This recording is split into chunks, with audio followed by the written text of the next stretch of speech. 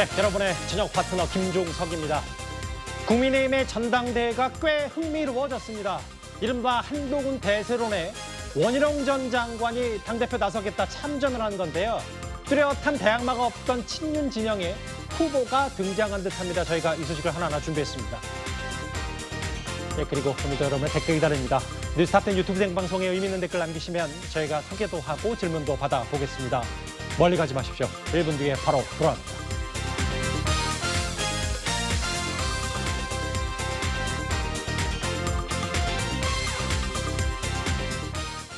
예, 오늘도 뉴스탑10이 자랑하는 뉴스고수 네 분과 함께합니다.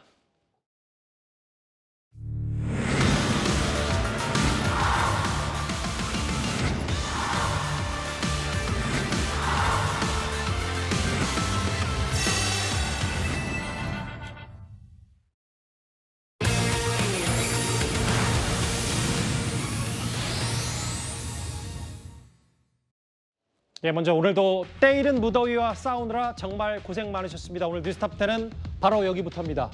3위 법무부 장관 그 느낌 살린다. 어대한의 원희룡 참전. 오늘 더위만큼이나 국민의힘의 당권 경쟁이 꽤 뜨거워졌습니다. 어대한. 어차피 당대표는 한동훈 아니냐. 이 기류에 윤석열 정부에서 초대 국토부 장관을 지낸 원희룡 전 장관이 오늘 참전을 했는데요. 일단 이 전당대회 판, 지난 총선 때 원팀으로 뛰던 그들의 모습부터 먼저 보고 오겠습니다. 저희는 모두가 절실하게 뛰어야 승리할 수 있습니다. 선거 경험이 대단히 풍부한 베테랑 분들이 모두 힘을 모아서 우리 국민의 힘이 내세울 수 있는 최선의 선거운동을 하려는 겁니다. 서울은 나경원 후보, 경기는 안철수 후보, 인천은 원희룡 후보께서 공동선거대책위원장을 맡아서 수도권 선거를 승리로 견인해 주실 것으로 기대합니다. 나경원 전 원내대표 같은 경우에 동작을 지키겠다라고 해서 난색을 표명하셨지만 원내대표님이나 비대위원장님께서 끝까지 설득하셔서 그래도 총선 승리를 위해 힘을 모아 주시기로 결정해 주셨습니다. 당시 각 지역별로 선대위원장을 했던 한동훈 비대위원장을 중심으로 원희룡, 나경원 당권 경쟁이 이제 본격적으로 불이 붙는 것 같습니다. 이현정 의원님, 네. 저희가 좀 화면을 준비했는데 공교롭게도 서울대 법대 3파전 뭐 이렇게 한번 정리를 해봤어요. 반윤, 서울대 법대 92학번의 한동훈 전 위원장, 보수정당의 정권을 재창출하겠다. 일단 뭐 한번 나눠봤을 때 친윤, 원희룡, 비윤, 나경원, 윤상현 의원이 이제 출마 고심 중이긴 한데 일단 크게는 전당대 3파전으로 일단 보면 되는 겁니까? 현재까지는 3파전으로 봐야 될 것 같고 윤상현 의원이 이제 출마 준비 중이니까 뭐 4파전으로 해야겠죠. 예. 우리가 생각한 대로 뭐 어대한이다는 그런 어떤 구도는 이제 끼어지고 그리고 이제 치열한 3파전 전쟁이 아마 붙을 것 같습니다. 예. 그러니까 이번 이 국민의힘 경선을 보면 일단 1차 투표에서 이제 과반이 없으면 2차 투표에서 이제 2명이 붙는 거 아니겠습니까? 28일 날, 23, 28일 날 이렇게 1차, 2차 하는데요. 지금 뭐 꽤 아마 재미있는 구도가 된 것 같습니다. 그동안 과연 흥행이 될까, 관심이 있을까, 뭐 이런 데 대한 의문이 있었는데 예. 오늘 원희룡 전 장관이 이제 출사표를 던짐에 따라서 굉장히 흥미진진한 게임이 된 것 같습니다. 물론 아직 이 한동훈 전 위원장이나 그다음에 나경원 의원은 아직 뭐 출사표를 내진 않았지만 예.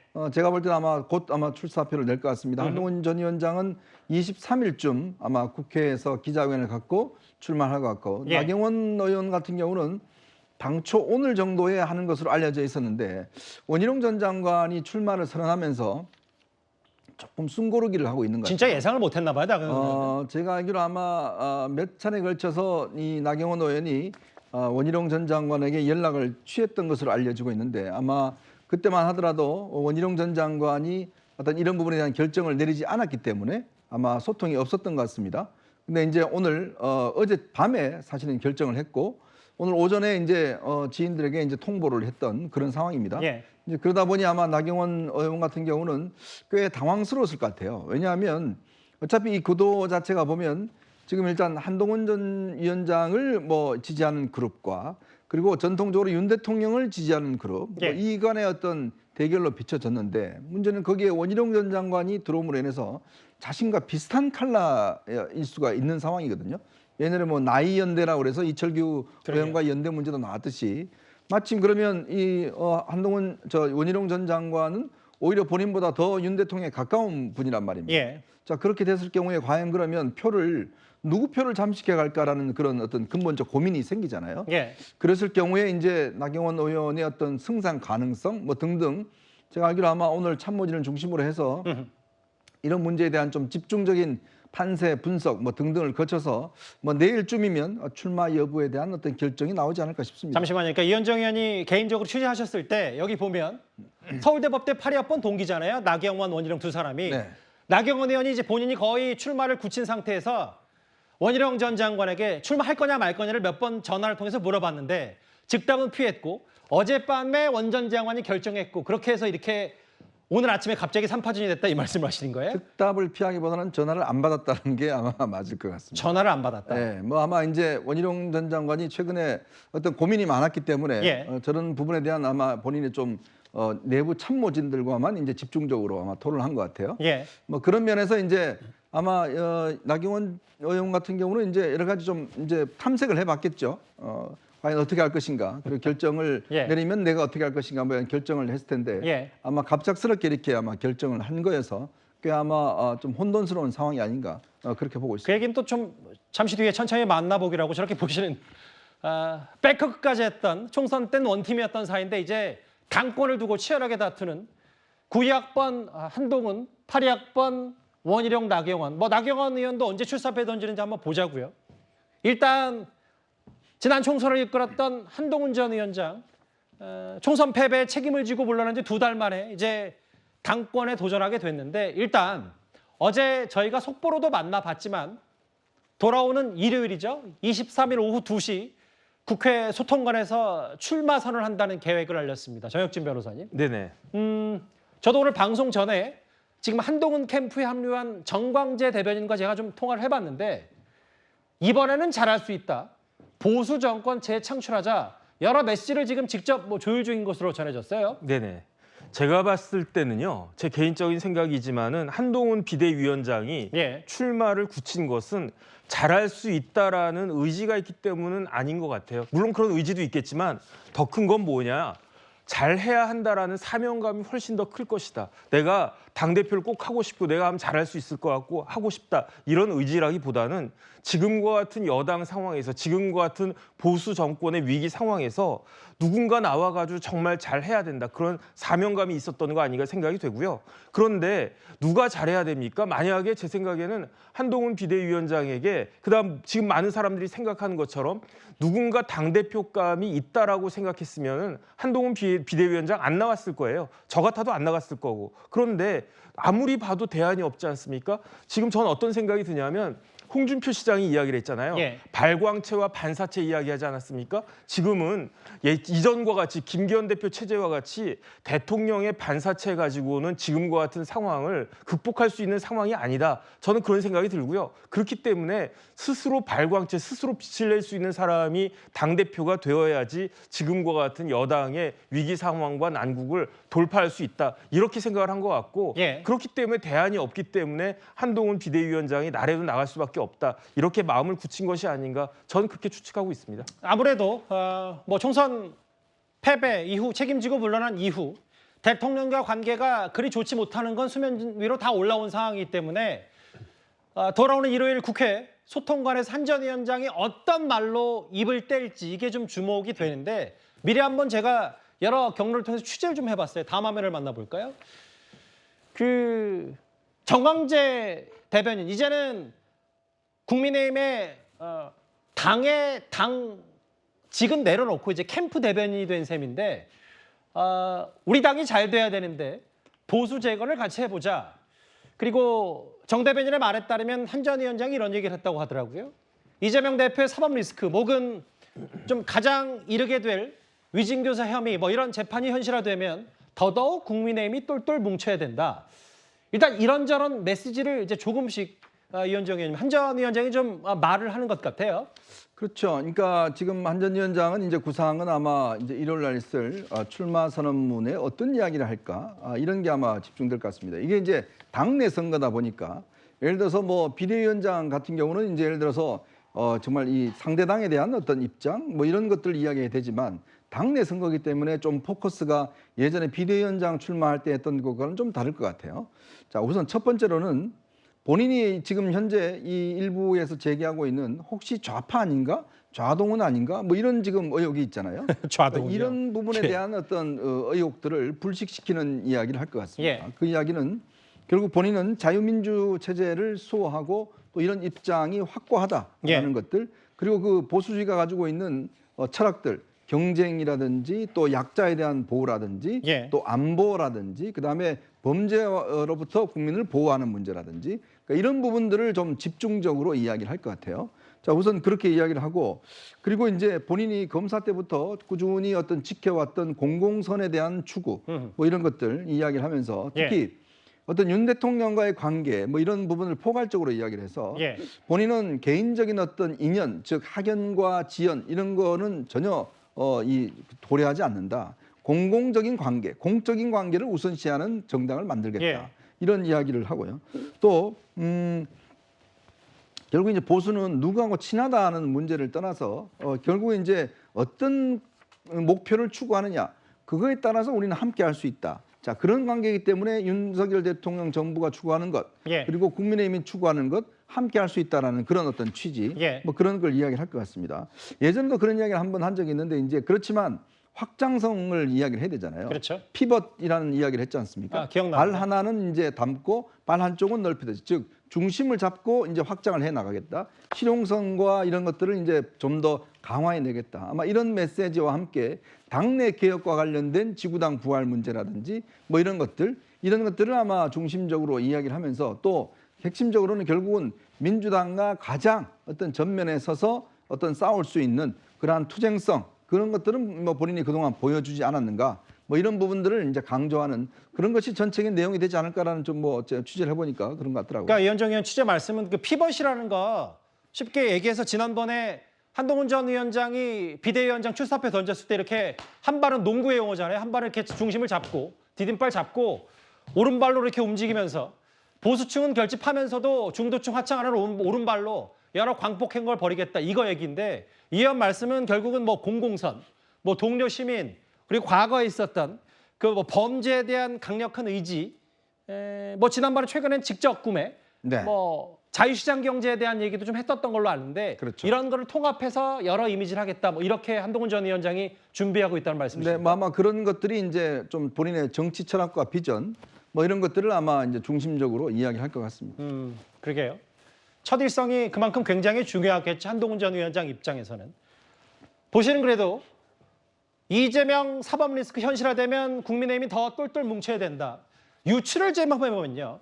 한동훈 전 위원장은 법무부 시절 강점인 그 대야 공격수 이미지도 살리겠다. 이런 것도 염두엔 것으로 보입니다. 화면을 한번 만나볼까요?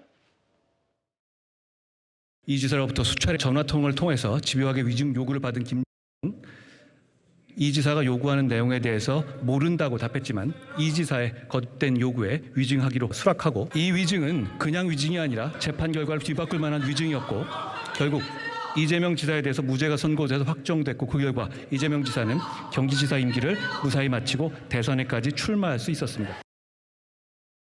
그러니까 뭐 여러 가지 아까 그 보수의 가치 얘기를 이현정 의원이 해주셨다면 장유희 변호사님 이런 것 같아요. 결국 이게 대권 도전이 아니라 당권 도전이니까 그 핵심 지지층을 얼마나 결집시키고 거기서부터 표를 얻느냐. 그러니까 과거 지난번 이재명 대표 구속 위기 때 본인이 이제 구속 필요성을 역설했다. 대야 투쟁 혹은 공격 이런 것도 좀 강조하면서 본인의 강점을 살려나가겠다. 뭐 이런 생각도 좀 하는 듯합니다. 한동훈 전 비대위원장 머릿속에는 공공선이라는 게 이재명 대표의 사법 처리를 이야기하는 것 같은데요. 예. 국민들은 묻고 계시는 겁니다. 한동훈 전 위원장의 공공선에 김건희 여사 특검법은 들어있는지, 최혜병 특검법에 대한 입장은 과연 정확하게 정립돼 있는지에 대한 입장부터 이야기할 겁니다. 당내에서는 이른바 대야 투쟁을 잘한다, 야당과 잘 싸운다라고 했는데 의문입니다. 싸우긴 싸우긴 싸웠는데 이걸 잘 싸웠다고 이야기할 수 있을지 의문이라는 겁니다. 잘 싸울 필요도 있죠. 정치라는 건 어쨌든 대립각을 세우고 갈등을 조정하는 과정이니까요. 그런데 그게 국민 눈높이에 맞았습니까? 본인이 정치 슬로건으로 걸었던 2조 심판, 동료 시민들한테 소구력 있었습니까? 이번 국민의힘 총선 참패의 1등 공신이 윤석열 대통령이라면 한동훈 전 위원장은 2등 공신쯤은 됩니다. 그런데 거기에 대해서 본인의 책임은 사실상 함구하고 보수를 재건하겠다. 보수가 이번에 총선을 통해 허물어지는데 본인의 과오는 없습니까? 거기에 대한 철저한 정치적인 반성 없이 미래 예. 또한 상당히 제약이 있을 수밖에 없을 겁니다.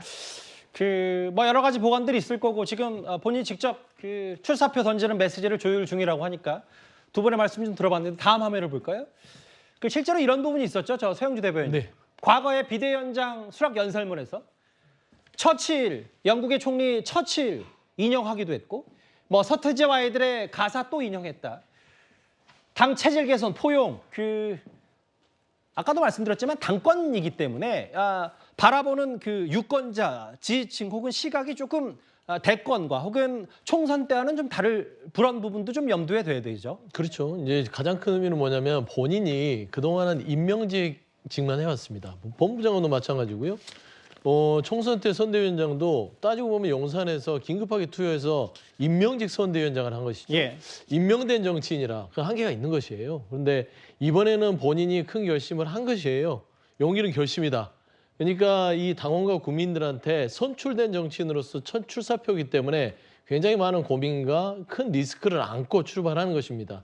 근데 제가 말씀드리는 것은 한동훈 전 위원장도 많은 고민이 있을 거예요. 결국에는 가슴속에 큰 칼을 숨길 수밖에 없는 이유는 결국에 윤석열 대통령 그리고 윤석열 대통령의 배우자인 김건희 여사에 대한 어떤 그런 입장들을 어떻게 갖고 갈 것인가 그거는 숨길 수밖에 없을 것이라고 보고 결국엔 야당 대표인 이재명 대표에 대해서 각을 세우고 보수 재건이라는 그냥 추상적인 거대 담론만 던질 수밖에 없을 거예요. 하지만 이제 이 정치인으로서 한 발을 내딛었을 때 기자들이나 국민들은 물을 거 아닙니까? 예. 거기에 대해서 답을 해야 될 것인데 저는 한동훈 전 위원장의 가장 큰 숙제는요. 이재명 대표 얘기하는 거 동료 시민들, 국민들 그 앞서서 이재명 대표를 또 비난해봤자 뭐 지난 2년간은 안 했습니까? 또 해봤자 식상해요. 결국에 한동훈 전 위원장이 정신을 필요한 것은 윤석열 대통령과 각을 세울 수 있느냐. 예. 그러니까 보수 재건이라는 말을 잘 보세요. 보수 재건은 뭐냐면 보수가 망했다는 겁니다.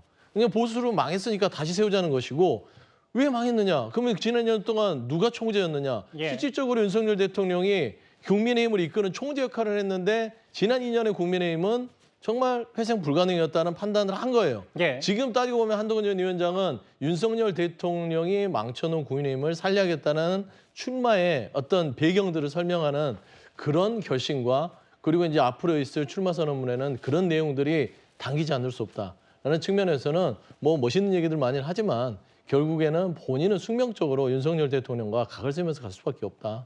저는 그런 좀 말씀드립니다. 일단 그래서 통상적으로 언론에서 나누길 본인들 생각은 어떤지 모르겠습니다만 반윤, 친윤, 비윤으로 이렇게 나눠져 있고 뭐 아까 서영주 대변인께서 지적을 하긴 했습니다만 실제로 동아일보 오늘 보도를 보니까 뭐 장동혁 의원 얘기인가요?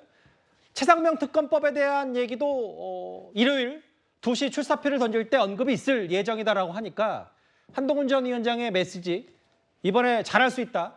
정권 재창출할 수 있다. 이런 이미지 잘 지켜보겠습니다. 아까 이현정 의원도 개인적으로 취재하신 내용 뭐 공공선, 과거 최근에 직접 구매 문제 혹은 자유, 보수주의의 가치를 좀 뚜렷하게 내비친다. 이런 얘기를 했는데요.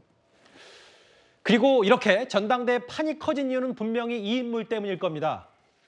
뚜렷한 대항마가 없던 친윤 진영에서 후보 한 명이 등장했습니다. 바로 원희룡 전 장관입니다.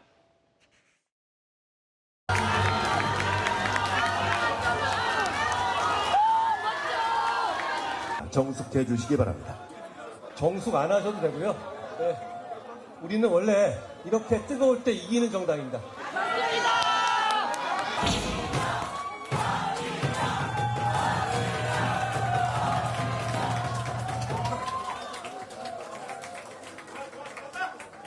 대한민국이 앞으로 나가야 되는데 돌덩이 하나가 자기만 살려고 이 길을 가로막고 있습니다. 이 돌덩이가 누군지 여러분 아시죠?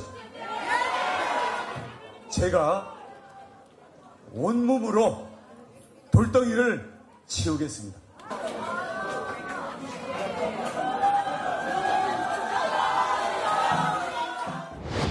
원패스는 원희룡 패스가 아니라 한동훈 패스, 한 패스가 될 겁니다. 여러분, 저와 원희룡이 원패스로 웅성습니다.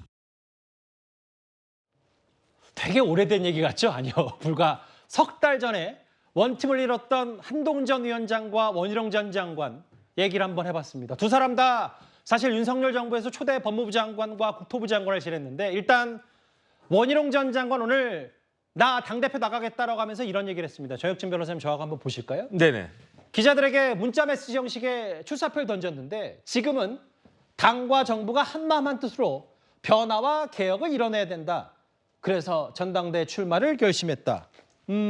당정일체 이 메시지가 제일 눈에 띄더라고요. 당정일체라는 말은 한마디로 말하면 제 생각에는 윤심은 나한테 있다. 윤심은 원희룡에게 있다. 이런 이야기 아니겠습니까? 예. 그렇지 않고 저런 것들을 강조할 필요가 있는가. 그런데 이 이야기는 동시에 어떤 의미가 되냐면 원희룡 전 장관은 반사체다는 이야기예요.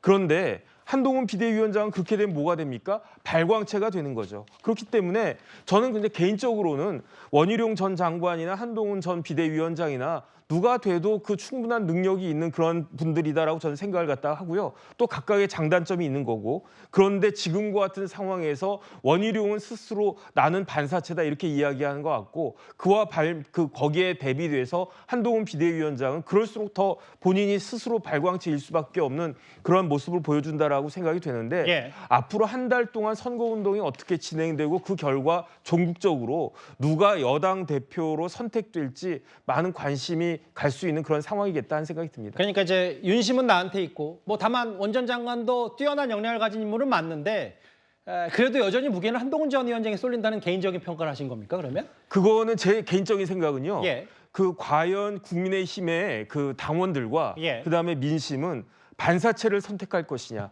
대통령으로부터 이걸 갖다가 잘 받아낼 수 있는 그런 사람을 당대표로 뽑을 것이냐. 아니면 지금에는 이제 다른 그 사람을 뽑아야 된다라고 생각할 것이냐. 예. 그게 굉장히 주목된다는 뜻입니다. 그래서 벌써부터 뭐 훈령 대전 뭐 이런 얘기도 나오는데 저 이현정 의원님 제가 사실 제일 궁금하고 개인적으로 취재했던 부분도 바로 이 부분이에요. 다음 화면을 보겠습니다.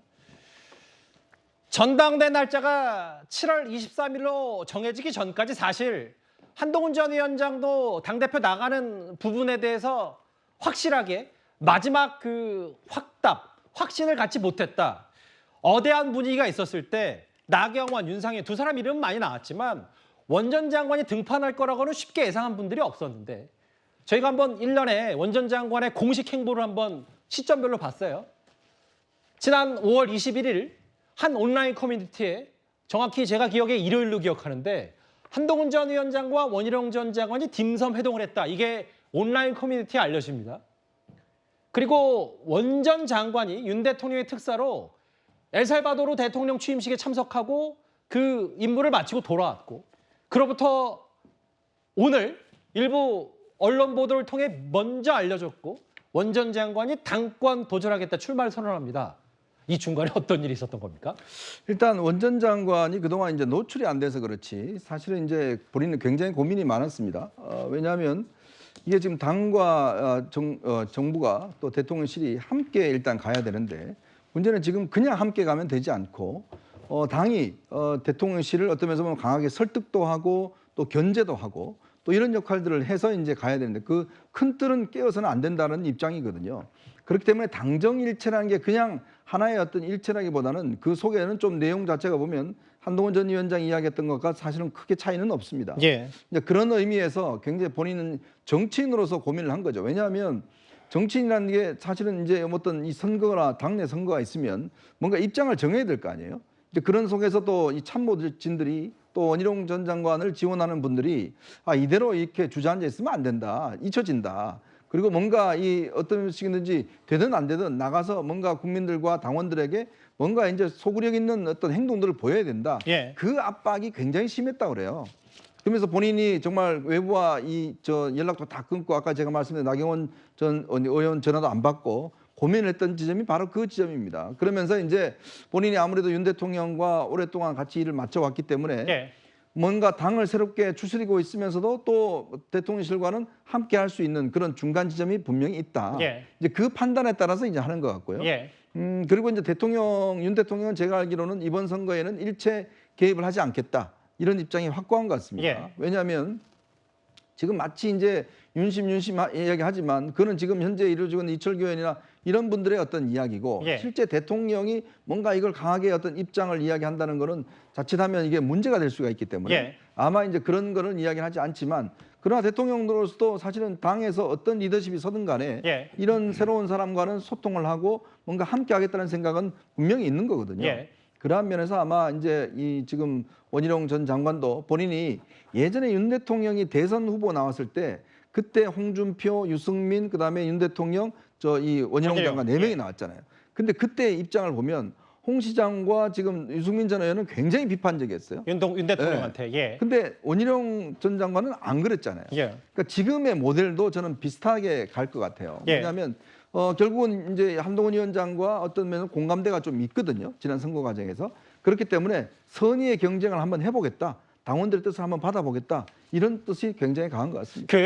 이현정 의원님, 말씀하셨던 것처럼 용산의 개입, 참전까지는 아니더라도 대통령 지금 인기가 있고 없고를 떠나서 대통령은 지금 그래도 한동훈 전 위원장보단 원 전 장관이 좀 더 편하다는 건 대체적인 시각이잖아요. 근데 제가 알기로는 최근에 한동훈 전 위원장이 윤 대통령과 통화를 했다는 이야기를 들었어요. 그러면서 이제 본인의 출마 의사를 밝혔다. 왜냐하면 예. 지금 일단 출마를 하기 전에 뭔가 대통령에도 그래도 신고식은 해야 될 거 아니겠습니까? 통화를 했고 예. 대통령에도 이런 사실을 알렸고 대통령도 열심히 해봐라라는 이야기를 했던 걸로 알고 있습니다. 예. 그리고 이제 나름대로 이제 원희룡 장관도 아마 본인이 특사를 갔다 왔기 때문에 네. 그 특사와 관련된 보고를 했던 것으로 알고 있고 그러면서 대통령도 격려 차원에서 이야기를 했던 것이기 때문에 누구에게 지금 무기를 실어준다기보다는 이번에 뛰는 사람들에게 공통적으로 일단 대통령이 좀 어떤 이 격려성 이야기는 한 것으로 그렇게 알고 있습니다. 잠시만요. 내가 대단히 중요한 얘기를 잠깐 하신 것 같아서 제가 들었는데 지금 윤 대통령과 한동훈 전 위원장 지난 윤 대통령 취임 2주년 기자회견 때 적당할 때 윤 대통령도 한번 식사 자리 마련하겠다고 했는데 그 이후로 두 사람 만났다는 공식 발표는 없는데 한 전 위원장이 본인 당대표 나서겠다라고 윤 대통령에게 최근 전화했다 이 말씀하시는 거예요? 네, 그렇게 전해 들었습니다. 예. 어떤 확인은 아직까지 정확히 하지만 예. 일단 이제 왜냐하면 본인의 이제 출마 결심을 굳혔기 때문에 예. 이 부분에 대한 것들은 충분히 아마 이제 대통령에게 전달을 해야 되는 그런 차원이었기 때문에 아마 예. 그런 이야기를 대통령에게도 직접 한 것으로 그렇게 알고 있습니다. 지금 물밑에서 참 많은 일들이 벌어지고 있네요. 이제 그게 수면 위에 올라와 있고 저희 뉴스탑10을 통해서 처음 공개된 것들이 오늘 여럿 있기 때문에 한번 잘 집중을 해보시면 되겠습니다. 일단 표면적으로는 원 전 장관이 친윤의 구심점이 된 것 아니냐. 과거 국민의힘 당대표를 지냈던 개혁신당의 이준석 의원이 오늘 이런 분석을 내놨습니다. 제가 어디 다른 방송 나가가지고 이번 찬주가 한동훈 위원장을 부러뜨리려고 하는 시도의 최정점이 될 것이다. 예, 저도 봤어요. 네, 이렇게 생각하는데 예, 어대한 맞습니까? 저는 아니라 보는데요. 윤석열 대통령에 대한 신뢰가 깊은 사람이기 때문에 예. 이 어물전 앞을 그냥 지나칠 사람이 아닙니다. 지금 대통령은 이거에 간섭 안 하고 넘어갈 수가 없어요. 한동훈 위원장이 조금만 무슨 말하면 불쾌하다 이런 거 예. 익명으로 인터뷰하고 그다음에 이렇게 하면 같이 못 간다 이렇게 하면 탈당하겠다 이런 거 하겠죠 이제. 이게 민주당하고 싸우는 거하고는 완전히 다른 얘기거든요. 이건 내전이거든요. 그렇죠. 그러니까 2조 심판론이 그전에는 이재명 조국이라고 하면 누가 그러더라고요. 이거 이철규 조정훈이다. 그래서 그게 훨씬 싸움이 힘들거든요. 박성민 평론가와 이준석 대표는 이거 아니다. 한 전 위원장이 쉽게 어대안이 될 수 없고 지금 친윤의 본격 견제가 시작됐다. 2조 심판론에 이철규 조정훈 심판론 이런 얘기까지 했는데 소영주 대변인. 네. 이준석 의원의 주장은 윤 대통령이 이거 그냥 지나칠 리가 없을 것이다. 전당대회에 엎어놓을 거다.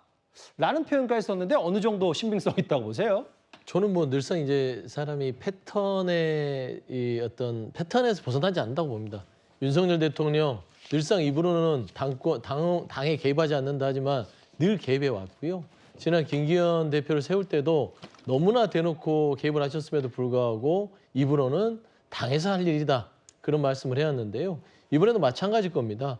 결국에는 한동훈 전 위원장을 본인 편으로 끌어들일 수 없는 현실에 대해서는 직시하셔야 될 것 같고 하신 것 같고요.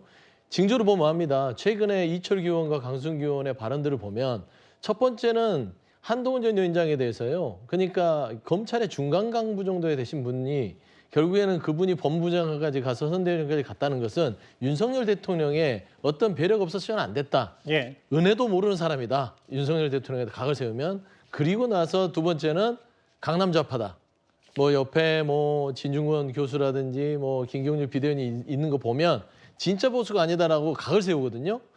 그런 상황에서 지금 나온 것들이 나경원 의원께서는 이게 친윤그룹으로 갈까 말까 갈팡질팡하던 차에 예. 결국에는 원희룡 전 장관이 불현듯이 공개선언을 합니다.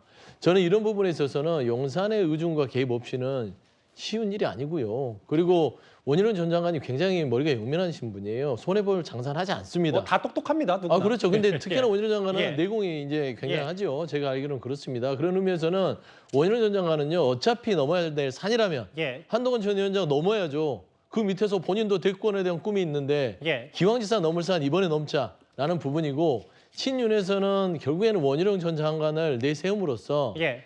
그 결선에서의 어떤 승부를 한번 보자. 아주 일말의 희망이라도 한번 보자라는 것인데 결국엔 저는 한동훈 전 비대위원장과 윤석열 대통령은 다시는 이제 좀 사적 관계의 행복한 모습은 보기는 힘들 것 같고요. 예. 공적으로 굉장히 딱딱하고 예. 좀 나름대로 좀 견제? 그러니까 어떻게 너무 갈라놓으시는 건 아니에요? 아니 뭐 불편한 예. 동거를 시작할 수밖에 없겠다라는 좀 그런 그림들이 원희룡 전 장관의 이런 그 오늘 출사표에서 좀 일으켜집니다. 그러니까 서영주 대변인 말씀은 오히려 상대당 좀 냉정한 객관적으로 네, 봤을 때 그렇습니다. 그 최근에 뭐 이철규 의원 얘기처럼 한동훈 전 위원장 주변에 뭐 좌파들이 많다는 취지의 뭐 김경률 전 비대위원 영입을 두고 그렇게 그때 영입하려고 애쓰더니 지금 와서는 뭐 좌파냐 아니냐 이런 표현들이 이준석 의원의 분석처럼 뭔가 이제 대통령 개입해서 원 전 장관 쪽에 힘을 확실히 실어주면 한동훈 전 위원장 견제가 본격 시작될 거다 이런 말씀하시는 거죠? 그렇죠. 근데 저희가 지켜보시면 지금 나경원 의원이 가장 지금 직격탄을 맞았거든요. 그래서 저는 나경원 의원이 좀 안쓰러워요.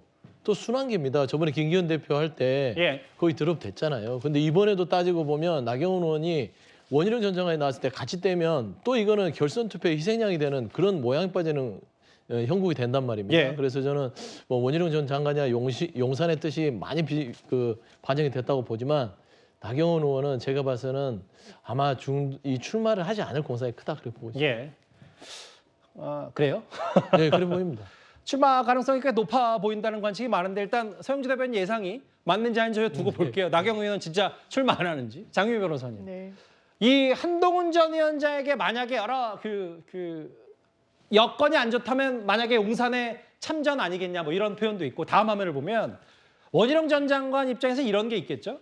지난번 한국일보도 대통령과 이재명 대표의 두 사람 영수회담 막전 막후 때 알려지기로는 이거 진위 여부 좀 더 확인해 봐야 됩니다만 윤 대통령이 이재명 대표에게 총리 추천하고 이재명 대표가 원하지 않는 사람 총리 안 시키겠다 해서 당시 등장했던 인물이 바로 원희룡 전 장관이기 때문에 그럼 용산에서 진짜 원 전 장관을 밀어주긴 하는 건지 이런 부분도 좀 흥미롭거든요. 그래 그 당시에도 이제 총리로 대통령의 머릿속에는 원 전 장관이 자리 잡고 있었기 때문에 이런 발언도 그 맥락에서 나왔을 수 있겠다는 생각이 조금 들기도 하고요. 일각에서는 원희룡 장관이 전격적으로 출사표를 던진 것 자체가 용산에 어쨌든 의중 아니겠느냐라고 하는데 공감이 좀 됩니다. 간접적인 메시지라는 생각이 들고 예. 그동안 사실 원희룡 전 장관이 출사표를 던지기 전에 전략적인 제휴 이야기가 계속 나왔단 말이에요. 예. 왜냐하면 저는 윤석열 대통령이 이번 전당대회를 그냥 지나칠 수가 없다고 생각합니다. 그동안의 어떤 패턴 말씀도 주셨지만 정치적 상황이 그래요. 예. 일단 앞으로 3년의 집권 운영을 해야 되는데 예. 여당에 손발이 안 맞는 당대표가 된다? 예. 굉장히 껄끄러울 겁니다. 그러니까 심지어는 김재섭 의원 이야기도 나왔었단 말이에요. 전략적으로 친윤이 밀겠다. 일단 김재섭 의원은 불출마 선언을 불출마 했습니다. 선언을 예. 했지만요. 예. 그리고 이제 나경원 의원에 대한 이나 연대다 아니냐. 그리고 이철규 의원이 여러 이야기를 했는데 저는 갈수록 원희룡 전 장관이 출사표를 던진과 동시에 한동훈 때리기는 국민의힘 안에서 엄청 격화될 겁니다. 지금도 강남좌파라고 이야기합니다. 느닷없는 색깔론을 더 씌우는 거예요. 사실 근거 없는 비판이라고 생각하지만 당원들에게는 뭔가 이슈가 되는 부분일 수 있겠다는 생각이 듭니다. 또 하나는 또 배은망덕론을 끌어내고 있습니다. 중간 간부에 불과한 사람을 이 자리에 앉혀놨더니 지금 대통령을 직격하고 거래를 둔다. 이철규 의원이 그렇게 얘기했죠. 그렇죠. 이런 부분은 이제 원희룡 전 장관이 출사표를 던진 만큼 그 구심점으로 해서 엄청난 갈등이 저는 이번 전당대회에 펼쳐질 것 같다. 그래서 정치적 재미가 있다. 이렇게 평가가 나오는 거 아니겠습니까? 개인적인 다 소신에 따라 논평을 하십니다만 이것 또한 두 분 나눠진 것 같아요. 그러니까 서영주 대변인과 장희 변호사는 어쨌든 이 대통령과 한동훈 전 위원장의 갈등이 이게 돌아올 수 없는 강을 건넌 거 아니냐. 그렇기 때문에 친윤 진영의 확실한 원 전 장관 밀어주기가 있을 것이다. 아니다. 두 분은 뭐 아까 이현정 의원도 얘기했지만 뭐 그 정도까지는 아닌 것 같다. 당적 일체. 일단 원 전 장관도 이 어대한 기류에 출사표를 던졌고 참전을 했죠. 오늘 국민의힘의 당대표 여론조사 하나가 나왔습니다. 바로 만나보겠습니다. 일단 감안해야 될 건 이 여론조사는 뭐 전체 여론 그리고 당심 이렇게 나눠져 있지만 원 전 장관 출사표가 일단 반영이 안 됐다라는 것도 염두를 좀 해야 됩니다. 다만 뭐 한동훈 전 위원장도 공식 출사표는 이번 주 일요일이긴 합니다만 전체 응답자 한동훈 28, 유승민 28, 원희룡 8, 나경원 6. 유승민 전 의원도 아직 확정은 못 지은 것 같죠? 그런데 이제 국민의힘 지지층 중심으로 한 여론조사를 보겠습니다. 한동훈 56, 원희룡 13, 유승민 9, 나경원 8. 정영진 변호사님, 아직까지 여론조사는 어대한은 맞는 겁니까? 여론조사만으로 보면은 어대한인 거고요. 그다음에 남은 한 달 동안에 이걸 얼만큼 본인들한테 유리하게 예컨대 이제 원희룡 전 장관은 출마 의사를 밝혔으니까 그렇고 그다음에 이제 나경원 의원 같은 경우에는 서영주 대변인은 이제 출마 안 하실지 모른다는 이야기를 했으니까 그건 좀 봐야 될 것 같고 그런데 지금 같은 상황에서는 압도적이지 않습니까? 압도적이고 지금 같은 상황이 지속된다라고 하면 과연 1차에서 끝날 것이냐 아니면 결선까지 갈 것이냐 그 정도 문제밖에 없는 것이 아닌가 저는 그런 생각이 들고요. 이런 식으로 결과가 나왔기 때문에 한동훈 비대위원장이 출마하지 않을 수 없었다. 저는 그런 생각이 듭니다. 56, 13, 9, 8. 정혁진 변호사님 일부러 서영주 대변인 예상이 맞을 것 틀릴 걸 박제해 놓으시는 모양이에요. 나경원 의원 출마 안 한다고 이제 하셨는데 뭐 두고 보시죠 그거야. 완벽히 출마를 확정진 두 사람 56대 13, 유승민 9, 나경원 8인데 근데 이제 아까 이현정 의원도 잠깐 언급했던 이 부분이잖아요. 지난 전당대회 때, 국민의힘 전당대회 때 김기현 전 대표가 과반을 넘어서 그렇지 지난 전당대회부터 국민의힘은 결선 투표제를 처음으로 도입했습니다. 저희가 또 오늘 야심차게 준비한 그래픽 하나 있는데요. 이현정 의원님. 네. 뭐 허들도 있고 어대한, 나경원, 원희룡. 7월 23일에 전당대회가 있고 만약에 당시 과반 득표자가 없으면 5일 뒤 그러니까 28일에 1, 2간 결선 투표를 진행하는데 지금 이렇게 3파전 뭐 윤상현 의원 지켜봐야 되겠습니다. 3파전이 되면 나중에 결선을 만약에 간다 치더라고요. 만약에 뭐 한동훈 전 위원장 과반 넘을지 안 넘을지 모르겠지만 간다고 했을 때 원희룡, 나경원, 원희룡의 여러 뭐 단일화 이런 것도 앞으로 좀 변수가 될 것 같아요. 그러니까 이제 이렇게 3자 구도, 4자 구도가 되어버리면 이번에 선출될 일단 당 대표의 어떤 힘 이게 굉장히 아마 강해질 겁니다. 왜냐하면 모든 변수들이 이제 다 등장한 가운데 승리를 한 거가 되잖아요. 뭐 한동훈 전 장관이 이기든 뭐 원희룡 전 장관이 이기든 뭐 이런 어떤 누가 이기든 간에 어쨌든 이 모든 뭐 어떤 이 잠룡들 또 이런 사람들이 나와서 경쟁을 해서 이겼다고 그러면 그 아마 대표가 가지고 있는 어떤 이 힘 자체는 우리가 생각보다는 더 클 겁니다. 자, 그러면 문제는 이제 예전에 지금 이 총선 전과 후는 저는 좀 다르다고 봐요. 총선 전에는 여전히 윤 대통령의 영향력이 당에 강력하게 미치고 있었죠.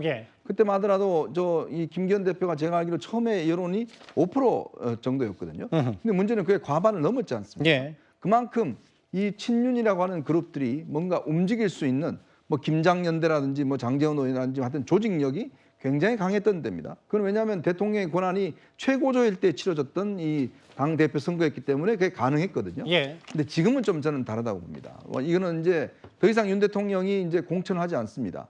공천하지 않고 이제 윤 대통령이 할 수 있는 지금 이 어떤 공천 권한은 없는 상황이거든요. 그러면 지금 제가 아까 말씀드렸던 이 당 대표한테 이제 권한이 집중될 수밖에 없습니다. 자, 그러면 의원들이나 이런 사람들이 누구에게 일단 눈치를 살필까요?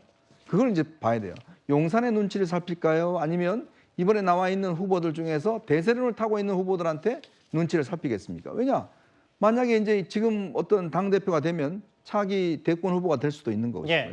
그다음에 차기 총선 과정에서 자신의 공천을 줄 수도 있는 것이고, 자, 이런 상황이 되기 때문에 용산의 어떤 영향력은 저는 급격히 줄어들 수밖에 없다. 자, 그런 상황에서 이제 치러진 선거이기 때문에 예. 예전만큼 조직력이 강하지는 않을 것이다. 그리고 문제는 이제 지금 한동훈 위원장을 지지하는 그룹과 그다음에 윤 대통령과 그 의원을 지지하는 그룹이 좀 다르잖아요. 그렇죠. 근데 일단 문제는 현실적으로 그렇습니다. 지금 원희룡 전 장관하고 나경원 의원은 여기를 표를 갈라야 돼요. 그러니까 그런 상황이다 보니까 지금 나경원 의원이 고민이 굉장히 큰 겁니다. 예. 이걸 다 해도 사실은 이제 역전해서 하기가 굉장히 어려운데 아하. 문제는 이걸 서로 갈라야 되니까 예. 그렇게 어떻게 가를 것인지 아마 이런 고민들 때문에 서영주 대변인 이야기했듯이 그러니까 출마 가능성 이런 것들을 아마 이제 최종적으로 한번 점검해보는, 제가 알기로 아마 기존의 친윤 그룹들이 일부가 예. 나경원 의원 쪽에 이제 뭐 쪽으로 이제 조직력이 갔다가 지금 좀 상당히 헷갈리고 있는 것 같아요. 지금 국민의힘 사람들 대혼돈이죠. 네, 이쪽인가 저쪽인가 지금 이쪽으로 예. 가야 되나 저쪽으로 가야 되나? 예. 그러니까 이런 지금 어떤 물밑에 어떤 이 헷갈리는 상황들이 오늘 지금 오후 중으로 지금 벌어지고 있습니다. 예. 그리고 이게 어떻게 이제 내일 중으로 정리가 될지 예. 이걸 한번 더 지켜봐야 될 것 같습니다. 여기 보면 어쨌든 한동훈 전 위원장은 어대한 과반 넘어서 결선까지 안 가는 속내를 내비치겠지만 나경원 의원이 실제로 뛰면 어떻게 될지 모른다. 그럼 표가 뭐 3분할 윤상현 의원까지 보면 사자구도가 되면 또 어떻게 될지 모르고 결선 갔을 때 변수도 많지 않기 때문에 꽤 흥미로워진 건 사실이에요. 그런데 이 공교로운 시점에 박근혜 전 대통령의 유일한 측근 유영하 변호사가 글을 하나 올렸습니다. 박 전 대통령님 제가 찾아뵙고 국정 전반과 여러 가지 얘기에 대해서 제가 굉장히 좋은 말씀을 드렸습니다.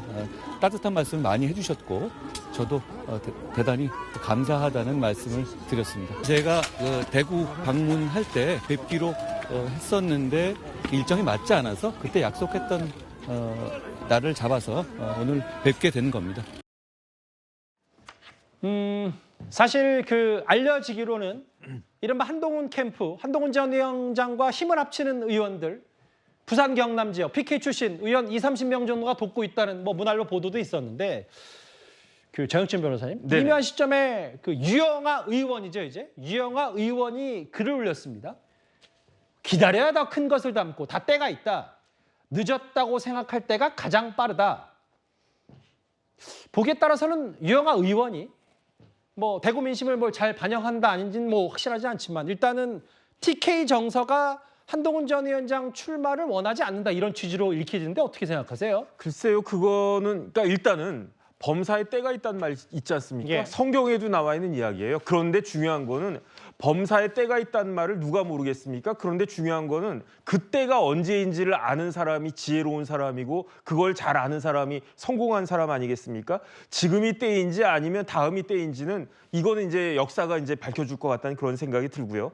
그다음에 저는 개인적으로 어떤 생각이 드냐면은 PK에서도 굉장히 뜨거웠지만 사실은 한동훈 비대위원장이 법무부 장관이었을 때 예. 굉장히 인상적으로 인기가 높았던 그런 데가 어디였습니까? 동대구역 아니었습니까? 그때 대구의 민심은 진짜 어마어마하지 않았나 저는 그런 생각이 들고요. 그러한 민심이 지금 갑자기 식었다라고 하면 모르겠는데 그렇지 않다라고 하면 아무리 유영하 의원이 이제 의원 됐죠. 그 박근혜 전 대통령의 최측근이라고 하더라도 저 본인의 생각과 대구의 민심은 조금 거리가 있을 수도 있는 것이 아닌가 저는 개인적으로 그렇게 생각이 됩니다. 일단 저기 자막에 나오겠지만 여기도 그렇고 의원 20-30명 돕고 있다고 했고 정확한 수치도 좀 알아봐야 되고 이제 본격적인 새 대결도 시작됐을 텐데 오늘 정치 시그널에 나경원 의원이 출연을 했습니다. 당권 도전 고민 중이라고 했는데 일단 직접 만나보고 오겠습니다. 이 당이 주인도 없고 역사도 없고 뿌리도 없으면 누가 와서 이 당을 이용만 하고 가는 것 아닌가 하는 생각도 들어요. 정말 넓고 깊게 경청하고 있습니다. 저의 결정의 시간, 결정의 때는 차오르고 있다 이렇게 말씀드립니다. 원희룡 전 장관 출마 예상은 하셨나요? 출마 예상을 미리 하지는 못했습니다. 원 전 장관은 당정이 한마음 한뜻으로 이제부터 오늘 그림 말씀 잘한 것 같아요.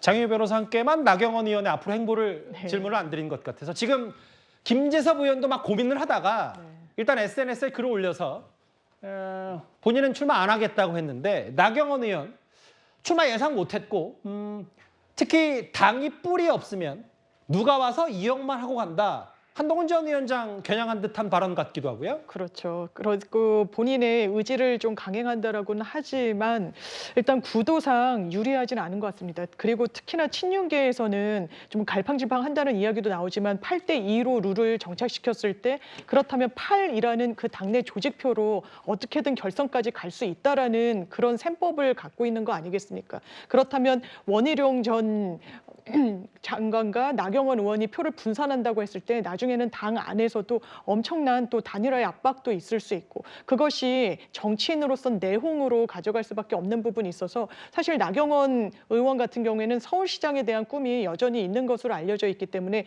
그 가도에도 상당히 좀 마이너스가 될 수 있다는 점도 지금 아마 고려는 해야 될 것 같습니다. 그렇다면 본인의 어떤 정치적인 이력과 입지 그리고 구도적인 상황을 봤을 때 서울시장 지방선거를 좀 채비하는 것으로 방향 전환을 하지 않을까라는 생각도 좀 듭니다. 조만간 결정을 해야 되겠죠. 다음 주 월화가 당대표 후보 등록이기 때문에 서울대법대 3파전으로 일단 굳혔고 윤상현 의원도 당대표 출사표에 던지면 저희가 그 얘기도 한번 잘 반영하도록 하겠습니다. 지금 국민의힘 사람들은 도대체 내가 어디 캠프에 합류해서 힘을 실어줘야 되지? 이런 분위기도 여러 일으키는데요. 다음 주제에서 이어서 한번 만나보겠습니다.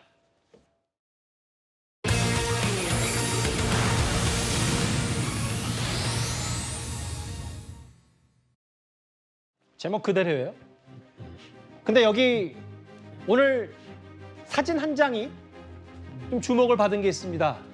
울산 중3 학생, 동훈 삼촌 항상 응원할게요, 화이팅 이런 화환인데 어제 여의도 한 빌딩에 둥지를 튼 한동훈 캠프, 한동훈 전 위원장의 사무실입니다. 어제 오늘 이런 일도 있었는데요. 과거 한 전 위원장의 목소리부터 먼저 만나보고 오겠습니다. 여러분 여기 정말 정치라든가 이런 그 식견이 엎으신 분들이 있는데 입장 바꿔 생각해 보더라도 4월 10일 이후에 제 인생이 좀 꼬이지 않겠습니까? 이기든 지든. 저는 그걸 알고 나왔습니다. 그렇기 때문에 그 이유는 정말 생각하지 않고 있습니다. 그때 인생은 그때 생각해 보죠. 알려지기로는 이른바 한동훈 전 위원장 팬카페에서는 화환을 마음속으로 응원하자, 보내는 건 나는 다른 응원을 하자 이런 취지의 글이 있다고 제가 전해 들었는데 이현정 의원님, 네. 한 중3 학생 한동훈 전 위원장과 인연이 있는 모양인데 오늘 몇 개 안 되는 화환 중에 떡하니 그 여의도 대산 빌딩 캠프 앞에 있다고 하더라고요. 그러니까요. 요즘 중3들이 정치에 꽤 관심이 있는 것 같습니다. 한동훈 위원장이 이렇게 지방에 다니거나 이럴 때 보면 주로 중고등학생들도 꽤 아마 와서 이렇게 했던 기억들이 아마 있을 겁니다. 아마 이제 본인들이 볼 때는 이 한동훈 위원장이 마치 이제 어떤 롤 모델 같은 그런 측면이 있을 거예요. 공부도 잘하고 또 검사로서 활동도 했고 또 그런 이런 것들이 좀 이런 거 있기 때문에 아마 이제 중3 학생이 이제 이렇게 지금 직접 보낸 것 같은데 지난번에 위도훈이 거기에도 이제 아마 글이 올라왔던 것으로 알고 있습니다. 그래서 이번에 이제 보냈는데 아마 이제 다음 대선 때 되면 아마 유권자가 될 수 있을까 모르겠습니다.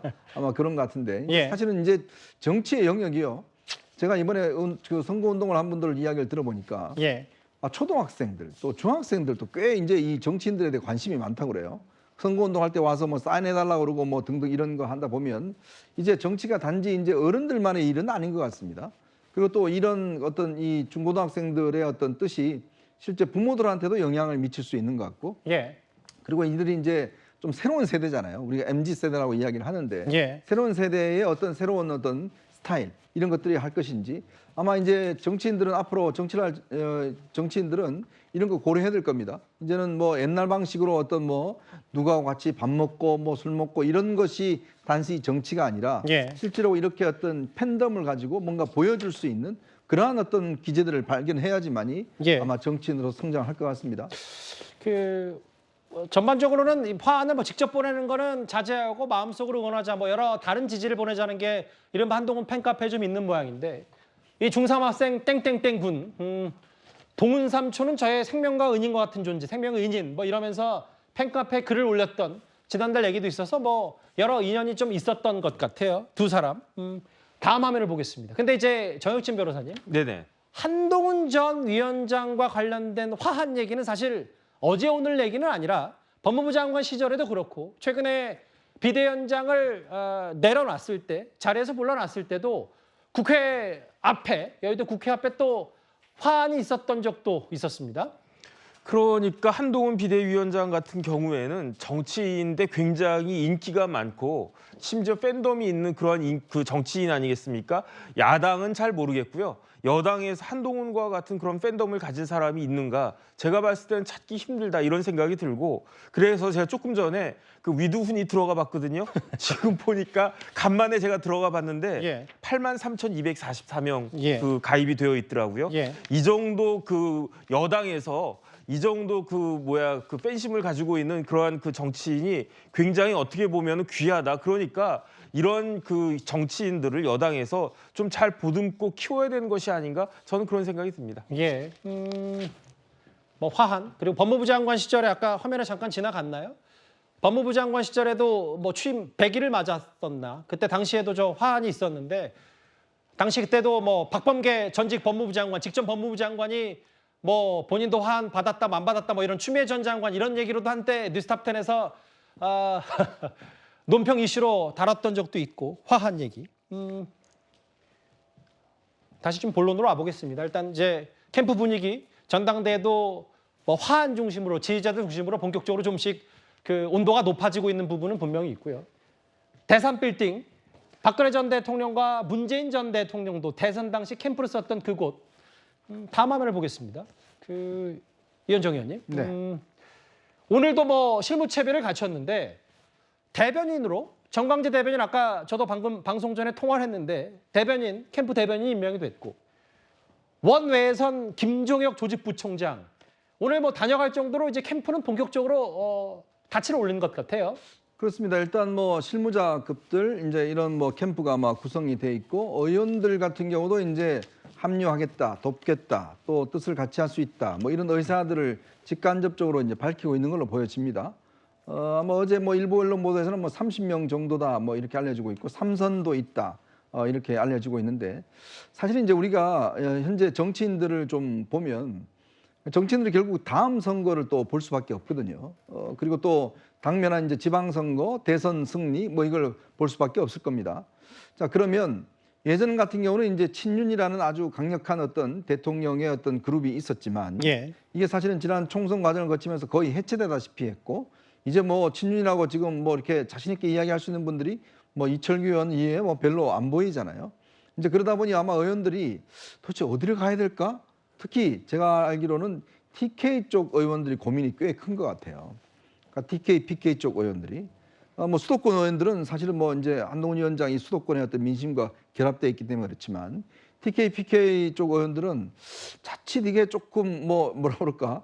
한동훈 위원장 쪽으로 갔다가 이게 뭔가 좀 용산에서 별로 안 좋은 눈치를 보는 게 아니냐, 예. 뭐 이런 고민들, 괜히 지금 튀게 이야기를 했다가 또 나중에 문제되는 거 아닌가, 뭐 이런 눈치 보기가 지금 굉장히 치열하다 그래요. 예. 특히 이제 지금 나경원 의원도 꽤 아마 많은 분들에게 좀 합류를 요청하고 있는 것 같고, 예. 지금 뭐 말로는 조경태 의원이 이제 캠프 자장을 맡는다 뭐 이런 이야기도 있지 않습니까? 예. 그리고 본인 특보단도 지금 발족을 했고요. 그리고 이제 아마 원희룡 전 장관도 제가 알기로는 꽤 많은 이 동조할 수 있는 분들을 확보하고 있는 걸로 알고 있습니다. 아무래도 이제 지금 결국 이 의원들 중심의 새 결집이 지금 이루어지고 있고, 특히 한동훈 위원장은 그동안 의원들과 개별적인 스킨십이 많이 없었어요. 그러면서 이제 이런 부분에 대한 좀 본인의 약점들은 좀 있습니다. 예. 아마 원희룡, 이 나경원 이 두 분들은 꽤 정치를 오래 했기 때문에 예전부터 어떤 인간관계가 있는 분들이 꽤 있기 때문에 캠프 구성이나 그다음에 어떤 의원들 이런 동원이나 이게 좀 쉬운 반면 사실 한동훈 말씀드려 죄송합니다만 한동훈 전 위원장은 직접적으로 본인 선거를 뛰는 게 이번이 처음이잖아요. 처음이죠. 예. 그러니까 이게 사실은 교과서에서만 배우면 안 되거든요. 선거라는 거는 현실에 일단 해봐야 되는 거니까. 예. 아마 그런 면에서 지금 이제 물밑에서는 제가 뭐 몇몇 의원들 이야기 들어보니까 예. 어디로 가야 돼? 뭐 이런 이야기를 고민들 많이 하는 거 보니까 예. 꽤 고민스러울 것 같아요. 왜냐? 이것도 빨리 해야죠. 늦게 하면 사실은 이게 파이가 적어지거든요. 예. 그리고 빨리 어느 정도로 결정을 해야 되기 때문에 지금 특히 TK, PK 의원들이 굉장히 촉각을 곤두세우고 있는 것 같습니다. 사실 뭐 이현정 의원이 언급하셨지만 국민의힘의 거의 대부분이 대구 경북, 부산 경남 지역구 의원들이 대부분이 수도권이 이렇게 많지가 않기 때문에 고민의 깊이는 뭐 여러 가지 더 클 수밖에 없고 다음 화면을 보겠습니다. 아까 얘기했던 것처럼 가장 먼저 출사표를 사실상 던진 게 한동훈 전 위원장이기 때문에 23일 오후 2시 정광재 의원이 아니죠. 정확히 얘기하면 정광재 대변인이고 이번에 원외고 이번에 캠프 맡게 됐고 장동혁 의원이 이제 정무 인사관리를 총괄하는 이른바 한동훈 전 비대위원장 시절에 사무총장을 지냈기 때문에 그럼 다른 후보 몇 면들 지금 캠프를 어떻게 꾸리는지도 만나보겠습니다. 서영주 대변인. 네. 뭐 나경원 의원 진짜 출마할지는 봐야 되겠지만 네네. 조경태 의원이 거의 뭐 국민의힘의 최다선 의원 중에 한 명인데 좌장 역할을 할 거라 알려졌고 원 전 장관은 지금 여러 합류 인사들을 모으는 중인데 저도 원 전 장관 캠프에 오늘 방송 전에 좀 통화를 해보니까 그래도 꽤 예상보다는 많은 사람들이 모이고 있다는 전언도 분명히 있더라고요. 그러니까 원 전 장관 쪽은 일단은 친윤계 쪽에서 사람 모은다면 아직 고민하고 있는 TK, PK 쪽 의원들이 주축이 될 공산이 큽니다. 그다음에 이철규 의원이나 강승규 의원의 움직임을 보면 될 것 같고요. 그다음에 이제 나경원 의원은 지금 고심 중에 있는 것인데 오늘 직격탄을 맞았기 때문에 일단 알려진 거는 뭐 김희정 전 죄송합니다.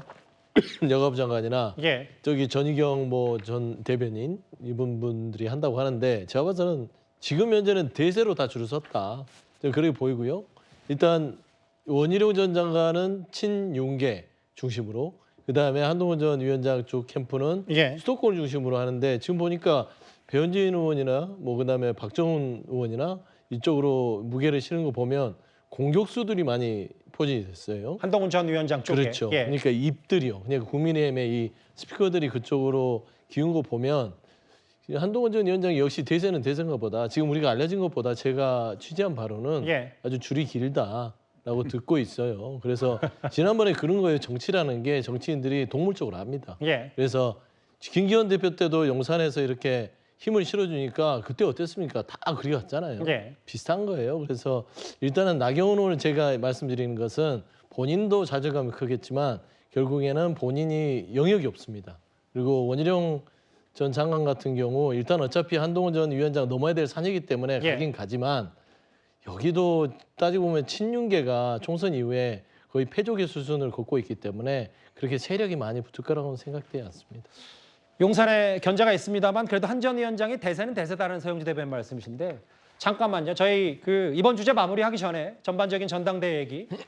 앞서 유영아 의원, 박근혜 전 대통령의 유일한 측근인 유영아 의원이 이 공교로운 시점에 SNS 글을 하나 올려서 저희가 아까 여러 논평을 했는데 저희 뭐 채널의 정치부 취재하기로는 유영아 의원의 이 얘기 기다려야 더 큰 것을 담는다. 이 얘기는 뭐 팩트체크 차원에서 유영아 의원 본인은 이거 한동훈 전 위원장을 겨냥하는 거 아니다. 이렇게 알려왔기 때문에 저희가 그 사실관계 차원에서 한번 유 의원의 입장과 의견을 한번 제가 대신 전해드리겠습니다. 알겠습니다. 무더위만큼이라 국민의힘 전당대회 확 뜨거워진 느낌은 분명해 보입니다.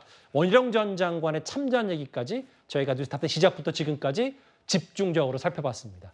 이제부터 민주당 얘기를 해볼 텐데 그런데 여기야말로 어대명 같습니다. 바로 다음 주제입니다.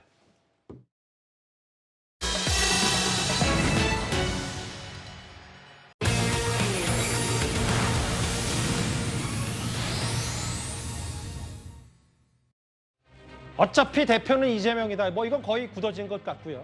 근데 어제 이 발언, 한 최고위원이 민주당의 아버지는 이재명이다. 공개적으로 최고위에서 나온 실제 발언이죠. 민주당 안에서도 사실 뒷말들이 많이 나올 수밖에 없는데요. 그런데 사실 이재명 대표를 사실상 추앙하는 듯한 발언은 민주당 내에서 이번이 처음은 아닙니다. 이재명 또 정조 두 분 모두 다 개혁가 아니겠습니까? 이재명이라고 하는 개혁가와 정조라고 하는 개혁가가 만나면 어땠을까? 지금 민주당의 깃발이요 상징은 단연 이재명 대표입니다. 민주당은 김대중, 노무현, 문재인, 이재명으로 깃발과 상징이 계승되었습니다. 축구로 치면 차범근, 황선홍, 박지성, 손흥민으로 깃발이 계승된 것과 같습니다.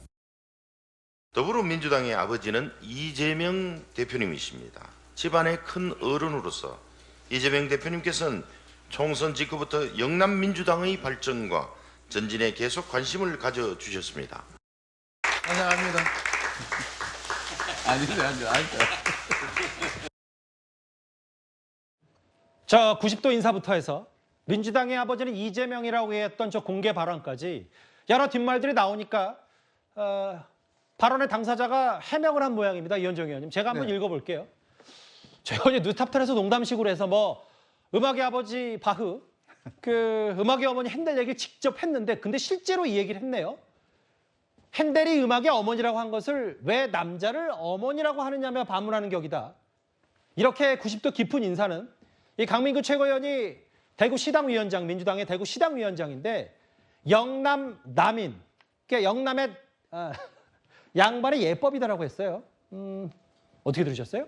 글쎄 앞에 이야기는 무슨 이야기 하시는지 제가 잘 이해가 잘 안 되고 영남 남인의 이야기는 지금 뭐 조선시대인가요? 조선시대 붕당 정치합니까? 뭐 서인 남인 해서 뭐 지금 저렇게 뭐 90도 각도로 두 분이 같은 나이입니다. 글쎄 저도 영남 출신인데 글쎄 저런 거 잘 모르겠습니다. 요즘 저렇게 뭐 90도 각도로 인사하는지 모르겠지만 참 이제 민주당의 어떤 이 뭐라 그럴까요? 이재명 대표를 칭송하는 게 서로 이게 아주 상승 효과가 있는 것 같아요. 아마 전날도 정청래 의원은 이재명 시대라는 아주 그 이 단어를 준비한 것 같은데 아마 이게 빛이 발했습니다. 아버지라는 이야기에 거의 빛이 발해버렸는데 그만큼 참 경쟁적입니다. 어떤 친문 의원 같은 경우는 나도 친명하고 싶어요. 뭐 이렇게 이야기를 할 정도로 지금 민주당의 어떤 이재명 대표 단일 체제 아마 뭐 조만간 이제 사퇴하고 또 이제 연임을 한다니까요. 결국은 이게 어떤 당내에서 이제 이재명 1급 체제라고 이야기를 하지 않습니까? 지금 뭐 박찬대 원내대표도 뭐 이 경쟁 없이 되어버렸고요. 자, 이러다 보니 점점 이제 어떤 이 눈치를 보는 것들이 서로 간의 경쟁이 치열해진 것 같아요. 그리고 또 최고위원들도 서로 또 앞장서서 이렇게 또 이야기를 하다 보니까 참 국민들 입장에서 볼 때는 이 글쎄요, 제가 아는 민주당의 아버지는 1955년 9월 18일 날 창당했던 이 신익희, 조병옥, 장면의 민주당이 저는 출발로 알고 있습니다. 예. 자, 그리고 이 70년대에 김영삼, 김대중, 당시 이철승의 민주당, 신민당, 그리고 이제 87년 이후에 3당 합당이 되고 난 다음에 바로 이 DJ의 어떤 정신적인 아버지, 뭐 이런 분들이 사실은 민주당의 저는 아버지라고 보거든요. 예. 근데 이재명 대표가 왜 아버지일까라 곰곰이 생각해 보니까 최근에 당헌 당규 개정이 있었지 않습니까? 예. 자, 그동안 역대로 민주당이 쭉 어떤 쌓아왔던 모든 간섭과 관례들, 예를 들어서 당권, 대권 분리 뭐 등등 여러 가지 있었지 않습니까? 그걸 싹 다 없애버렸어요.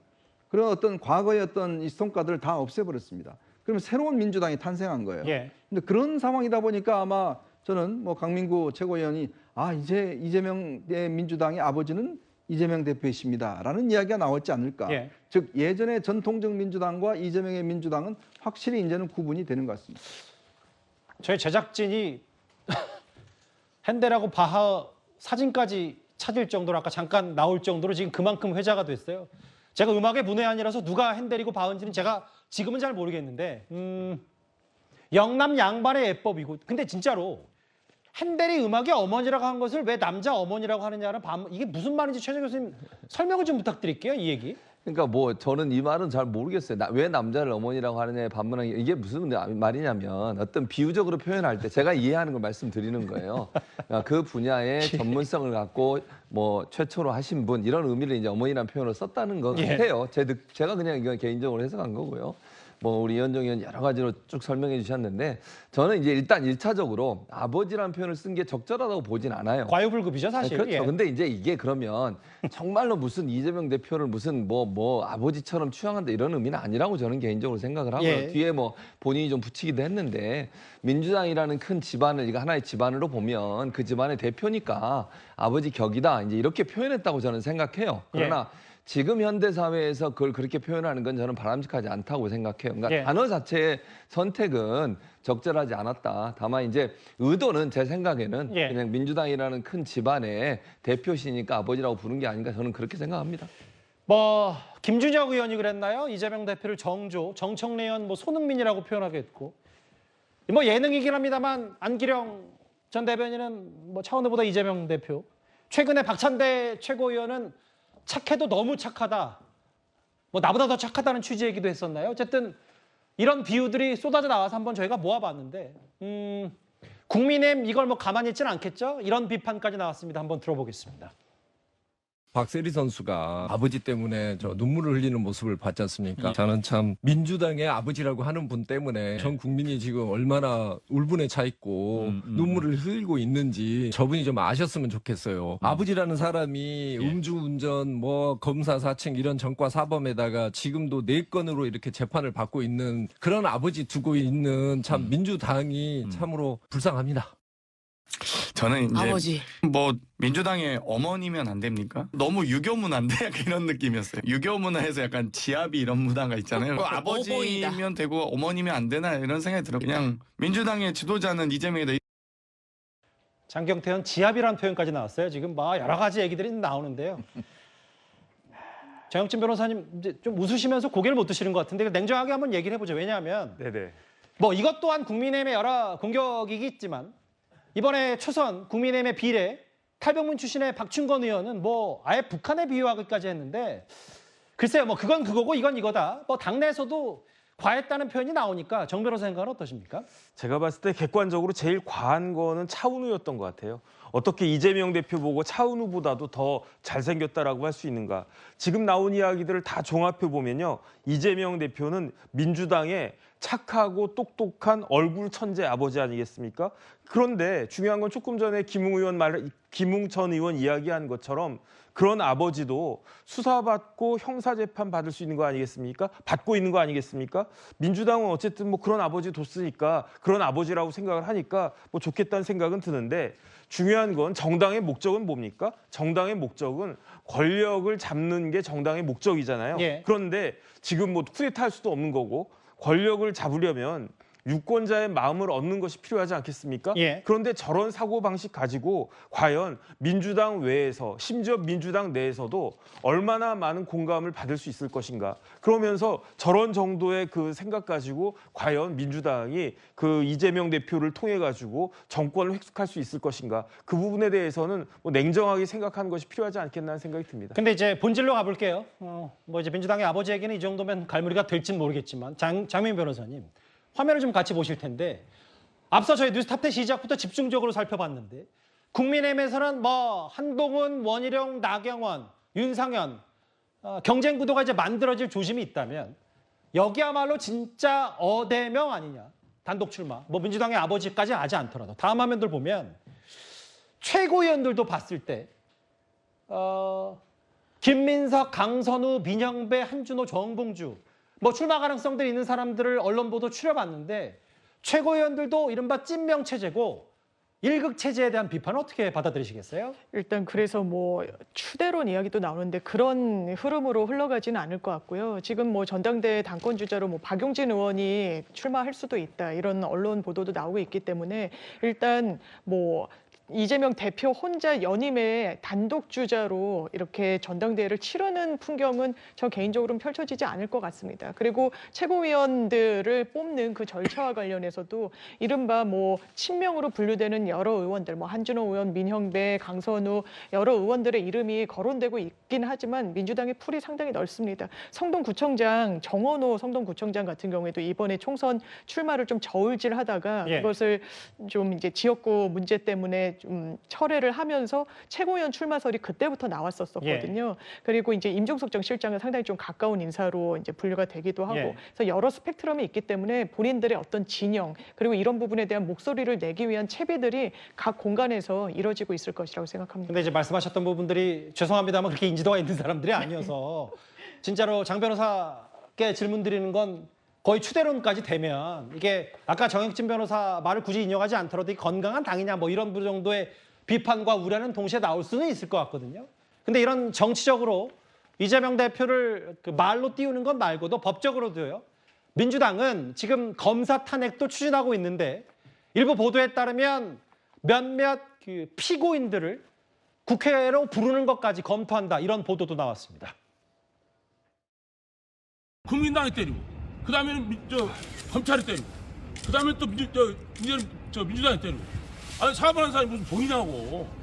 사람들 같이 더불어 살라고 노력하고 열심히 사는 사람들 얼마나 많은데 기업인들은 맨날 당해야 되고 정치인들은 말도 못하는 것들이 나 볼 때 검찰도 문제가 많어. 왜 우리만 자꾸 들어지냐고 맨날 내 김성태 뭐 했네 뭘 했는데 막말했어. 내가 누구처럼 돈 먹었어 무엇을 했어. 김성태 전 목소리 한번 들어봤고요. 정영식 변호사님. 네네. 길지 않게 할 텐데 왜냐하면 일부 보도에 따르면 민주당의 검토 수준이긴 합니다만 지금 수감 중인 이화영 전 부지사 피고인인 김성태 전 회장을 국회로 불러서 한번 대북송금 의혹이나 뭐 검찰의 술판 회유 의혹 이런 것도 민주당 의원들이 직접 물어보는 걸 검토하고 고려하겠다. 법적으로 어떻게 받아들이십니까? 저는 굉장히 좋을 것 같다는 생각이 드는데 그런데 민주당에겐 굉장히 불리하지 않을까 그런 생각이 듭니다. 왜냐하면 재판은 우리나라 헌법에도 공개 재판하도록 되어 있고요. 원칙적으로 공개 재판입니다. 하지만 원칙적으로 중계가 불가능해요. 그러니까 저도 사실 굉장히 궁금하고 시간 되고 뭐 여건이 되면 법정에 나가서 한번 봤으면 좋겠다 그런 생각 할 때도 있었는데 그것을 국회로 불러가지고 국회에서 생중계를 갖다가 한다. 그럴 때 이화영의 말이 맞겠느냐 김성태의 말이 맞겠느냐 국민들한테 쫙 보여주고 거기에 대한 판단을 하게끔 하자. 저는 그거 굉장히 적극적으로 찬성하고요. 꼭 그렇게 됐으면 좋겠는데 진실을 어떻게 가릴 수 있겠습니까? 저는 그런 생각이 듭니다. 마치 뭐 여당에서는 인민재판할 거냐 뭐 이런 표현까지 나왔던 걸로 기억하는데 알겠습니다. 이재명 대표 민주당 분위기 한번 국민의힘과 비교 대조해서 읽어봤습니다. 다음 주제 그런데 친명 강경파 의원 여의도 국회에 입성하자마자 여러 회자가 되고 있습니다. 바로 다음 주제입니다.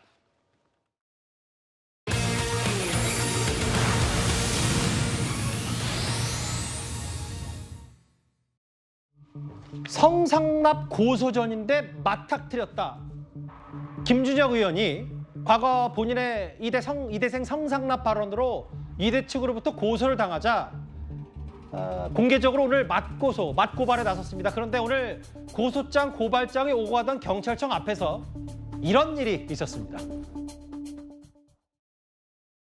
이화여대 동문들이야말로 역사적 사실을 왜곡하고 저의 의정 활동을 방해하는 행동을 즉각 중지하십시오. 허위 사실에 기초해서 이화인에게 심각한 명예훼손을 하셨기 때문에 저희가 고발장을 제출을 했고 저희가 아주 불가피하게 법적으로 대응을 한다고도 기자들에게도 말씀을 드리긴 했으나 이야기를 원만하게 좀 풀어가는 게 좋다고 생각하고 교육위원으로서 계속 이화여자 대학교와도 이야기를 나누고 싶어 하시거든요. 근데 교육위원이 되셨다는 게 저희는 불만이에요. 그 얘기는 왜 하필 이제 조금 그리 가셔? 총장님 너무 죄송스럽습니다. 듣고 양해해 주시면. 문제는 영어를 잘못하셨어. 호스테스가 마치도 성상납으로 생각을 하시는데 영어로 호스테스는 남자는 호스트, 여자는 호스테스 그렇게 부르는 거지. 그게 거기에 봉사하는 사람들이지 그게 성상납하고는 관계가 없는 단어예요. 그런 부분들에 대해서도 문제는 또 사실 너무 저희가 언론들께 많이 노출이 되어 있긴 한데 조용히 또 한번 다시 말씀드리지만 저희가 김한란 선생님의 과거의 어떤 여러 업적들을 전혀 무시한다는 내용은 전혀 아니라는 거 분명히 말씀을 드리고. 참 공교롭게도 고소고발전을 이어가는 이대 측과 김준혁 의원 측이 경찰청 앞에서 이렇게 우연치 않게 만났는데 정혁진 변호사님, 네네. 어제만 하더라도 정확히 그제죠. 김준혁 의원이 이대 측과 법적 대응 불사하겠다 강경한 입장. 내외 의정 활동을 방해하냐 그랬는데 오늘 현장 분위기는 좀 사뭇 달랐던 것 같아요. 그런 것 같습니다. 그런데 어떤 사람이 자기가 사랑하는 모교가 모욕당했는데 가만히 넘어갈 수 있겠습니까? 더군다나 그 모욕한 사람이 국회의원까지 됐는데 반성하지도 않고 오히려 적반하장으로 이전에는 사과한다라고 이야기했다가 국회의원 배지를 달자마자 표리부동한 그런 모습을 보여줬는데 어떻게 참을 수 있겠는가? 저는 그런 생각이 들고요. 저는 도대체 이해가 되지 않는 것이 김준혁 의원이 역사학자라고 하면서 사실 제대로 된 사료에 기초하지 않은 그러한 주장을 그야말로 극소수설을 갖다 주장하면서 어떻게 지금에 와가지고 또 마치 그냥 그 뭐 잘한 것처럼 그렇게 이야기할 수 있는가? 저는 그런 생각이 들고요.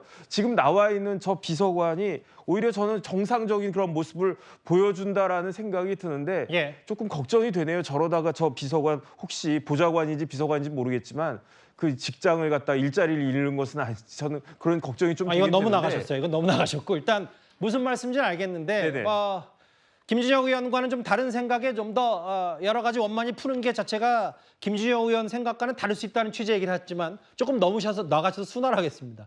근데 최 교수님 제가 질문 드리고 싶은 건 이런 거예요. 김준혁 의원이 저 오늘 비서관 말처럼 원만하게 풀고 싶다. 이 대화의 대화를 원한다면 선법적 대응 후 이런 대화가 아니라 먼저 대화를 한 다음에 그게 안 됐을 때 하는 거지.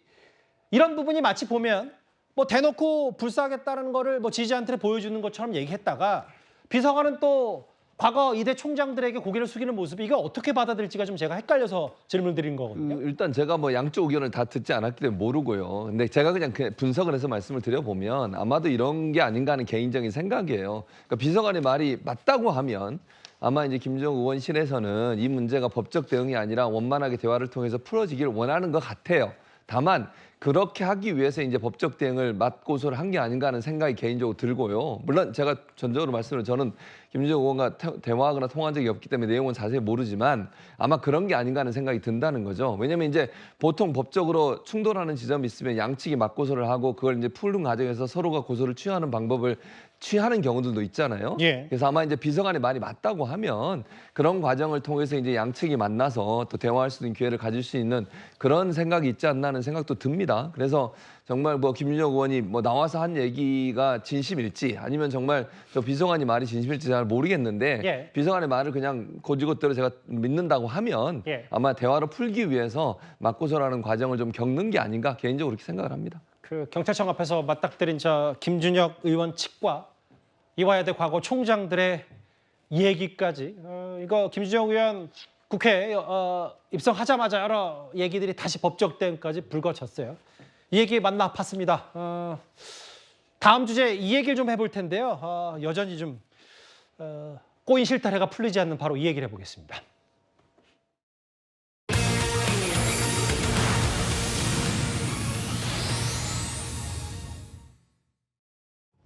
대규모 집회를 열고 일사불란해 보이던 의사협회. 글쎄요, 이제 내분 양상해 보이는데요. 그런데 여기 화면 속의 주인공 오랜만입니다. 이국종 교수, 이국종 원장이 의대 증원 문제에 대해서 침묵을 깼습니다.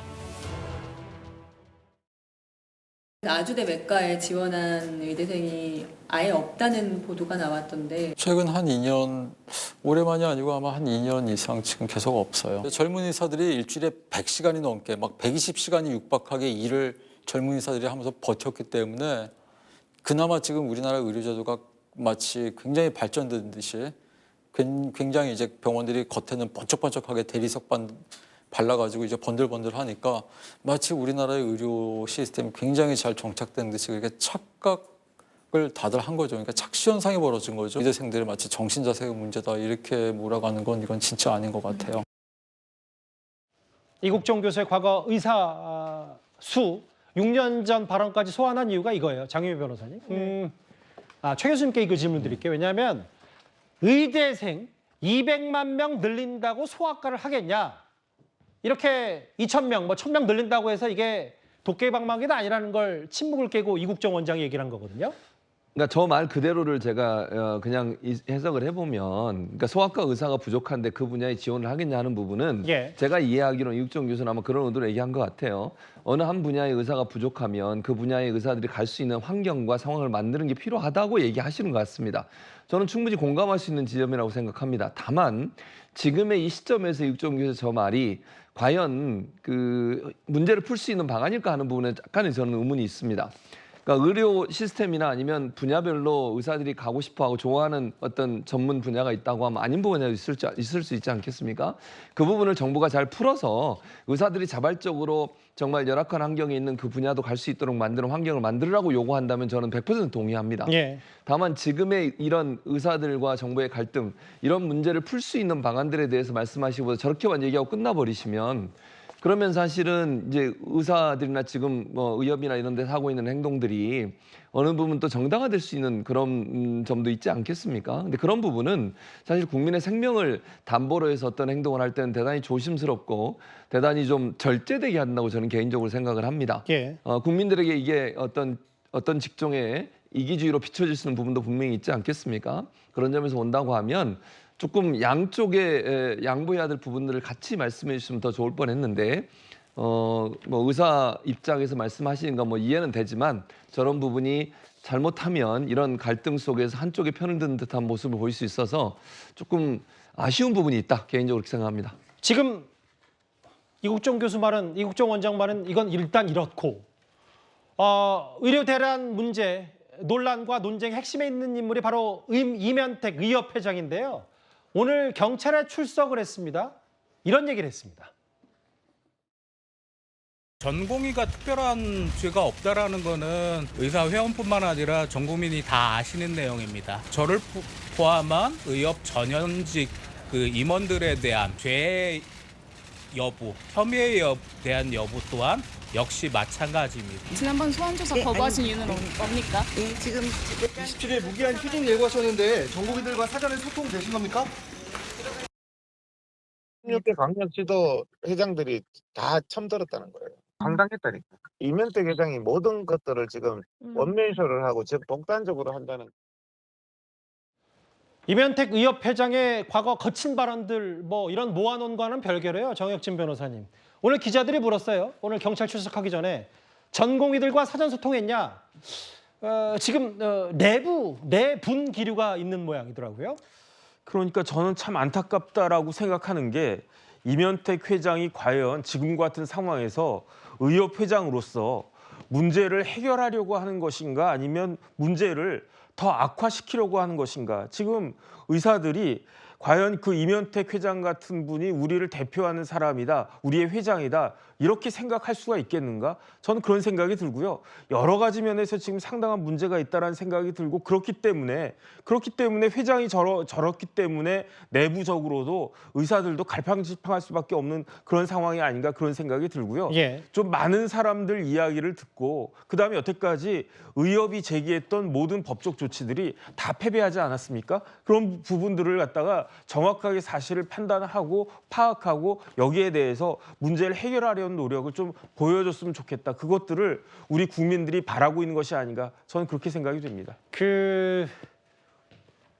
일부에서는 뭐 경기도 의사회장의 말입니다만 이면택 회장이 이런 각 시도 의사회장을 장기판에 줄 취급한다라고 하면서 내분 기류, 이면택 의협 회장을 향한 비판 목소리도 있는 듯한데요. 일단 오늘 경찰 출석하면서 국민들은 다 안다는 취지의 임 회장의 말까지 한번 만나봤습니다. 빨리 뭐 지금 고스란히 피해를 보고 있는 건 일반 시민들, 환자들일 텐데 이거 꼬인 실타래가 쉽게 풀리지는 않을 것 같습니다. 다음 주에는 그제 어제 한반도를 중심으로 가장 주목된 인물이 바로 있습니다. 다음 주제입니다.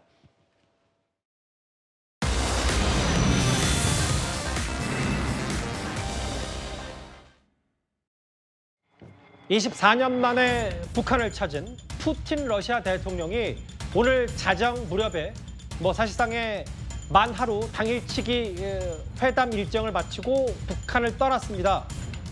서로에게 참 푸짐한 선물들을 안겼습니다. 러시아 연방 대통령 블라디미르 푸틴 동지, 선인민군 명예의 명령은 통영농지를 환송하기 위하여 총렬하였습니다. 사일하십시오. 김성은 동지께서는 울라지미로 빛이 보친 동지와 함께 조선인민군 용의 위병대를 사열하셨습니다. 보친 동지는 환송 나온 우리 국가지도 간부들과 작별 인사를 나누었습니다. 김성은 동지께서는 비록 길지 않은 체류 기간이었지만 보친 동지와의 진실한 동지적 우위를 더욱 두터이 하고 새 시대 조로 관계의 주석을 굳건히 하는 훌륭한 합의들을 이룩한 데 대하여 정말 만족하게 생각한다고 하시면서 북한의 심장인 김일성 광장에서 정말 이례적으로 극진한 환대를 받았던 푸틴 러시아 대통령이 김정은 만나고 다시 다른 일정을 소화하러 떠났는데 사실 어제 그 최진봉 교수님 방탄차 선물하면서 두 사람의 브로맨스를 과시했다는 얘기까지 전해드렸다면 김정은도 그 방탄차 선물의 화답으로 북한이 자랑하는 풍산기의 한 쌍을 푸틴 대통령한테 선물한 모양이더라고요. 네, 그렇습니다. 풍산기 한 쌍, 디너 세트 여러 예술 작품들을 선물했다고 하던데 군사적 동맹을 강화하겠다고 그렇게 발표를 했다고 해요. 그러니까 제가 볼 때는요, 양측이 다 필요해서 만나는 것 같은데 저게 얼마나 갈지도 저는 좀 의문이라는 생각이 듭니다, 개인적으로. 지금 현재 중국과의 관계가 좀 소원해지고 있는 상태인 것 같고, 러시아 같은 경우에는 지금 우크라이나 전쟁하면서 미국과의 갈등이 생겼고, 김정은 같은 경우도 미국과의 갈등이 생기는 상황 아닙니까? 국제 제재가 있고, 그러니까 서로 적이 같으니까 저렇게 연합을 하는 것이고, 또 김정은 입장에서는 러시아의 도움이 필요하죠. 예를 들면 위성 또는 핵 개발 이런 부분에 있어서 여러 가지 이제 기술적 부분이 필요한데, 그런데 과연 김정은이 저런 행동을 하는 것이 한반도 평화에 무슨 도움이 되겠습니까, 대체? 아니, 인민들은 또 국민들은 저렇게 힘들게 살고 있는데 어떻게 이제 전쟁할 생각이나 하고 핵 개발할 생각이나 하고 이런 생각하고 있는 저런 사람이 지도자로 있는 북한이 정상적인 국가인가? 저렇게 외국의 정상 불러가지고 군사적 협력이나 얘기하고 있고 호전적인 태도나 보이고 있고 이런 태도를 보이는 것이 과연 정상인지 대단히 잘못된 행동이라고 생각을 하고요.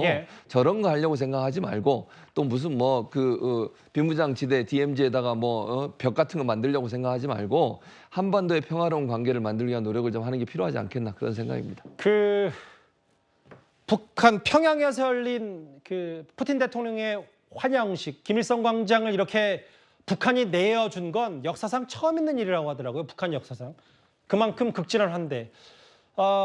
푸틴 대통령이 평양을 떠나자마자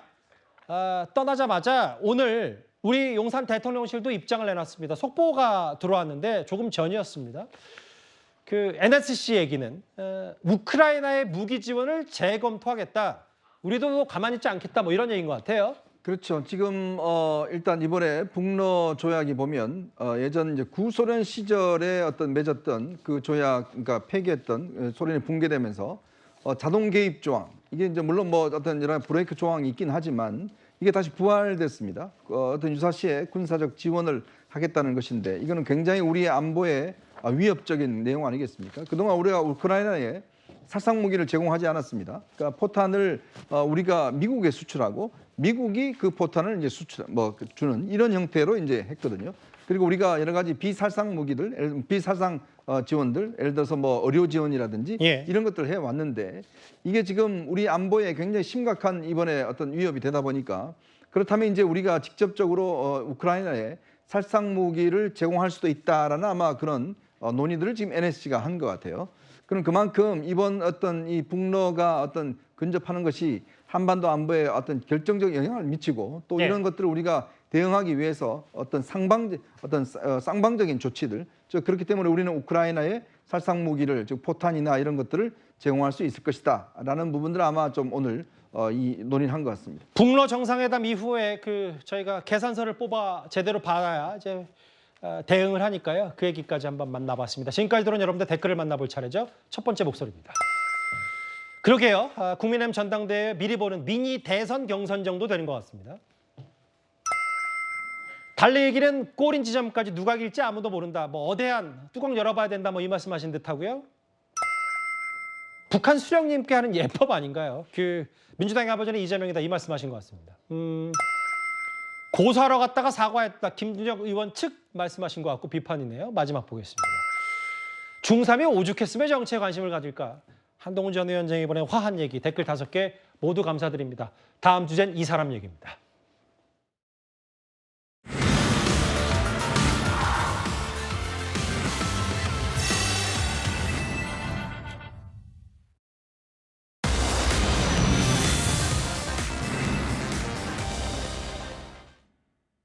박세리 이사장이요.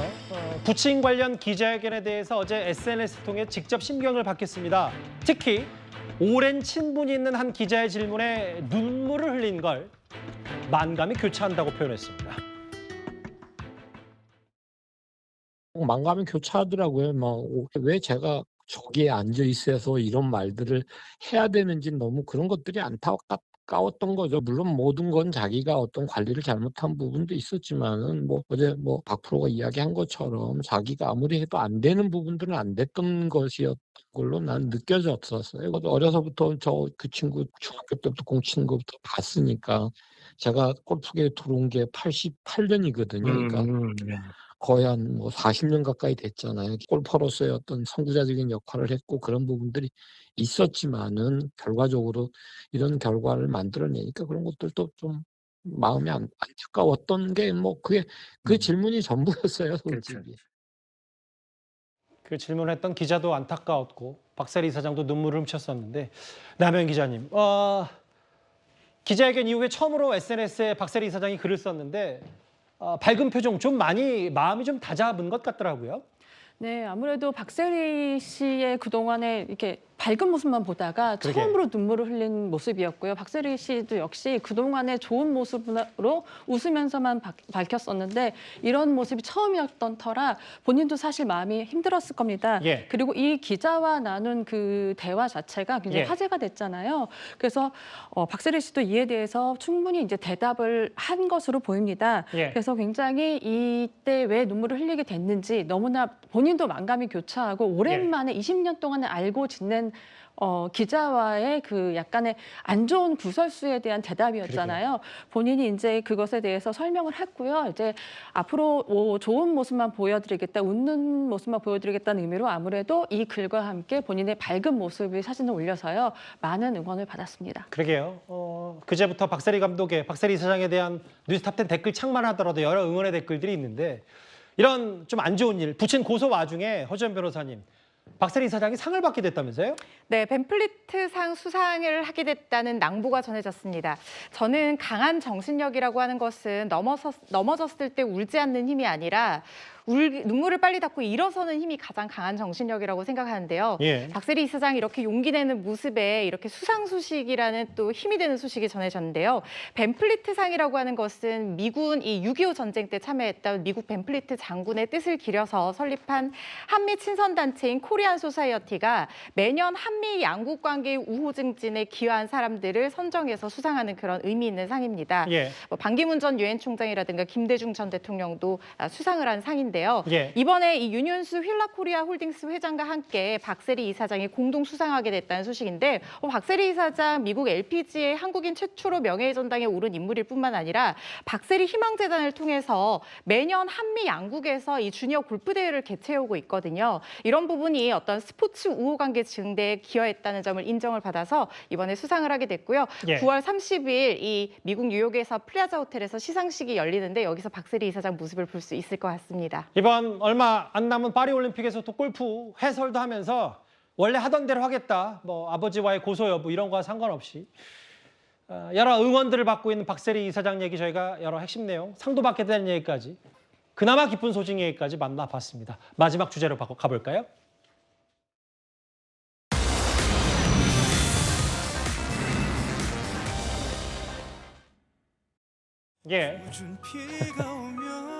지금 누군지 아시겠죠? 설명이 필요 없는 가수로 거듭나고 있는 가수 임영웅 씨가요.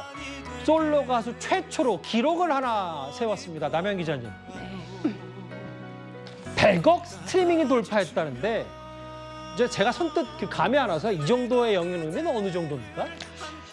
저도 사실 이게 100억 스트리밍이라서 솔로 가수로는 최초고요. 예. 이게 사실 굉장히 많은 전 세대를 아우르는 많은 사람들이 들었다는 얘기인데요. 예.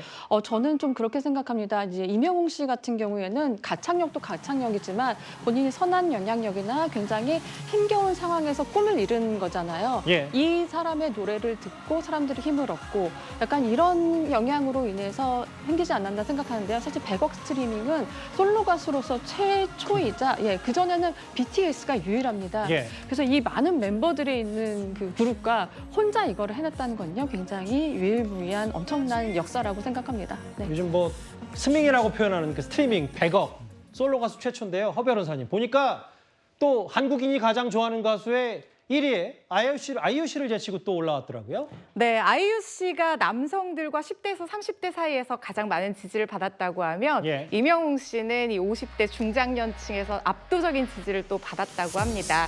물론 아이유 씨와 큰 차이가 나지는 않지만 그래도 이 선정된 가수들 몇몇을 보면 우리나라 사람들 누가 들어도 좋아할 법한 그런 그 가수들이고 예. 특히 여기에 있는 사람들 구설이 없는 사람들이에요. 정말 선한 영향력을 행사하는 그야말로 전설적인 또는 전설로 기록될 가수들이 순위에 오른 것 같아서 어떻게 보면 좀 당연한 결과가 아니었나 싶고요. 그리고 한 가지 눈에 띄는 건 뉴진스가 활동 기간이 비교적 짧은데도 불구하고 또 이렇게 5위에 이름을 올렸다는 것도 좀 눈에 띄는 것 같습니다. 그러게요. 남 기자님도 연애 쭉 오래 취재하셨지만 실제로 여기 있는 인물들이 다 기부로도 좀 잘 알려진 인물들이기도 하잖아요. 네, 기부로도 잘 알려져 있지만 사실 정말 그 연예인은 행동이나 이 실생활에서도 굉장히 중요하잖아요. 거기서 그렇죠. 모범을 보이고 있는 연예인들이 나온 순서이기 때문에요. 당연한 결과이고요. 그 때문에 후배들도 많은 약간 귀감이 되고 있습니다. 네. 어떤 뭘 하든 지금 뉴스거리가 되고 있는 많은 주목을 받고 있는 설명이 필요 없는 가수 임영웅 씨 얘기를 마지막으로 좀 기분 좋게 만나봤습니다.